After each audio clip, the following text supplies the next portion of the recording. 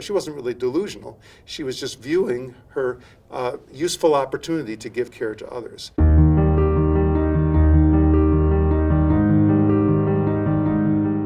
Hi, I'm Dr. Alan Power, and I'm a geriatrician, and lately my focus has been on traveling around and giving educational sessions on transformational models of care for people, older adults, particularly those living with changing cognitive abilities.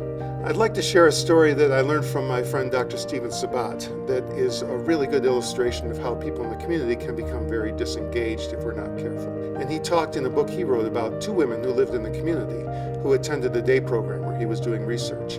And one of them was part of a show business family, and when she was at the day center, was engaging people. She was leading sing-alongs, she was facilitating activities, but when he interviewed her husband said that she was quiet and totally disconnected at home.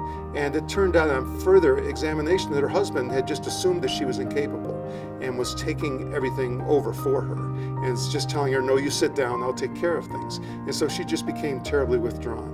He even thought she was delusional because she kept saying, hurry up, I have to go to work. But when Dr. Sabat asked her what she meant by that, she meant that she wanted to help other people at the day center. She wanted to cheer them up.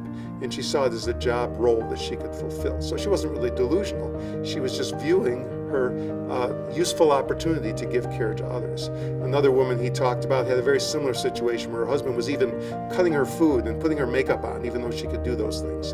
And once again, it was only when the people at the day center could show those husbands how they could positively engage their loved ones that they could really help them to not be so withdrawn at home. And hopefully that extended their ability to live well, because arguably most of the day they were in this very withdrawn state. And so that was a very dangerous situation.